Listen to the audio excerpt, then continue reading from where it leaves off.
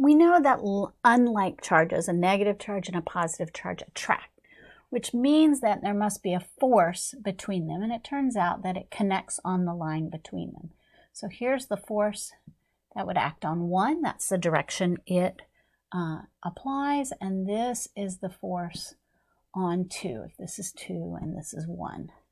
So I'll call this Q1 and Q2. And that force is given by Coulomb's law.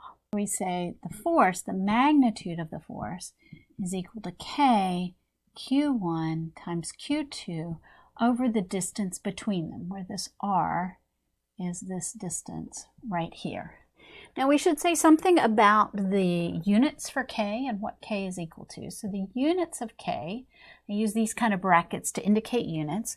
The units of K, I've got to have, by the time I multiply K times charges, Q, by the way, is our notation for charge. I think I just wrote that down without saying anything. These charges have units of coulombs, of course, and we've got a meter squared, so K is going to have newtons, because we need to have newtons there, times now meter squared over coulomb squared. So when I put that in here, the coulombs will cancel with the coulombs of the units of the charge there, and the meters will cancel with the meters in the denominator. So the value of K is 9, approximately, it's really 8.99, but 9 times 10 to the 9th Newton meters squared over coulomb squared. You'll sometimes see K as written as 1 over 4 pi epsilon naught, where epsilon naught is called the permittivity of free space. Don't worry about the name yet, it will come back. And that's equal to 8.85 times 10 to the minus 12th. And because it's in the denominator, its units are going to be flipped. So we've got C squared over Newton meters squared. Okay, so you may see the Coulomb's law written this way. So as 1 over 4 pi epsilon naught Q1 Q2 over R squared, or sometimes just with a K, or even with the number in there. So it's good to know about that. Notice that in this situation, my force that's on 1 due to 2, the magnitude of it, is equal to K Q1 Q2 over R squared, and the magnitude of 2, the force that 2 experiences, is going to be the same, and it doesn't matter. This could be a charge of 1 nanocoulomb, 1 times 10 to the 9th, and this could be you know, a million coulombs. I'm just going to put 10, and even though this is so much bigger, 10 billion times bigger than this one, it doesn't matter because it's the 2 charges multiplied together. So the force is the same, Q1, Q2 over R squared. Similarly, if this is not a charge at all, if it's 0, then of course there is no force. And this shouldn't be a surprise because this is the force on 1 due to 2, and this one is the force on 2 due to 1. Those should look like Newton's third law pairs, right? The force that 1 feels due to 2 should be equal and opposite to the force that 2 feels due to 1. So these are third law pairs. Here's the magnitude, and then the direction is equal and opposite. So that should feel fairly familiar to you, at least the third law part of it. So in general, what we're going to do if we actually have to calculate the force is we find the magnitude, then we can set up our coordinate system to then find the components of the force using SOHCAHTOA, maybe finding magnitudes using the Pythagorean theorem. So all the tools that you learned in Physics 1 when we were dealing with forces and force vectors are still at work here. So we're going to use this along with the vectors just to remind ourselves how this is going to work with vectors. And so if we look at this, what I'm going to be asking is, what is the force on 1? Okay, so we're going to have force on 1 that's due to Q3, and that's going to be away from Q3, so it's going to be like this. Force on 1 due to 3 is going to point in that direction. And then because Q2 is negative, we're going to say that this is obviously going to point towards that. Maybe this is a smaller charge, who knows? Let's see, this could be a force on 1 due to 2. And so adding these up together will tell us the overall force. And the way I've drawn it here, it looks like, for example, there's F13, if that's bigger. And then we go back a little bit, remember how we add vectors, F12, then the net force is just going to be in this direction. That'll be my total force. Okay? Now, that's how you do vectors if you're just sort of graphically adding them, estimating them as we go along. But in order to find the values, then we need to actually find the components.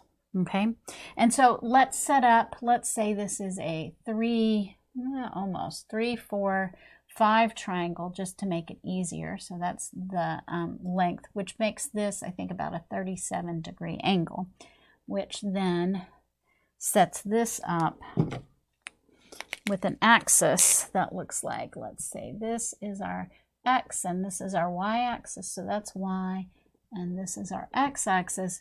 So if this is 37 degrees here, this is 37 degrees here, and we can see that this force from 3 is going to have x and y components. So if we draw this out, then we're going to say, let's do the easy one first, the force due to charge number 2. So force on 1 due to 2 is just going to be K, Q1, Q2 over R squared, 4 squared, whatever the units are that we're in. And that is going to be now in the I hat direction. Okay, so that's our full vector right there. Now, for the other particle, for this one, we've got these angles to deal with, but we can certainly do the magnitude. So the magnitude of the force on 1 due to 3 is just going to be K, Q1 times Q3, whatever 3's value is, over that distance, and that's a 5, so 5 squared. Now it's going to have x and y components. And so this is the magnitude. To find the vector F13, we've got to do a little more work. If this is 37 degrees, then we can say, hey, my x component here, F13x, that's a lot of subscripts, but this x component, that's going to be, that's on the adjacent side for this right triangle, right? And so this is the cosine. So we would have magnitude F13, what I just calculated up here, if I had the numbers, times the cosine of 37 degrees would be in the I hat direction, and that would be in the minus I hat direction. Now, plus F13 sine of 37 degrees, and that would be in the minus j hat direction, right? Because this component is right down here. That's the y component. It points down. And so we can put all of that together just by substituting those things in. So F13 in general would be K, Q1, Q3, whatever those values were, over 25 in whatever units we're in, hopefully meters, cosine of 37 degrees in the minus I hat direction, plus K, Q1, Q3 over 25 sine of 37 degrees in the minus j hat direction. And then the total force that we would see on particle number 1, this total force then would be this added to this, component by component, which would mean this plus this. So we'd have in the I hat direction, we'd have K, Q1, Q2 over 16 minus K, Q1, Q3 over 25 times cosine of 37 degrees in the I hat direction plus K, Q1, Q3 over 25 sine of 37 degrees in the minus j hat direction. And so that would give us our total force in components. Once we had those numbers, if we needed the magnitude of that, then we would do the sum of the squares, right? So if we want the magnitude of this total force, how strong is this total force? And we can also find that direction. That would be the square root of the squares of the x component, F total x. That would be this whole thing. I'm not going to square that out. I would assume we would have some numbers, plus F total y squared. So that would be just this term squared. The minus signs aren't going to matter. I mean, it matters here. You've got to add take this minus this to get the total value. Square it, square this, and take the square root, and that would give you the magnitude. And then the direction, you would get tangent of theta is equal to F total in the y over F total in the x. Okay, this should feel fairly familiar from Physics 1. If you're feeling a little shaky about this, then go back and review that in some of the math videos to remind yourselves how you get from component form to magnitude and angle form. You've got to be able to get back and forth from those. So this is starting from magnitude and angle and getting it into component form, and then over here we go from component form into magnitude and angle.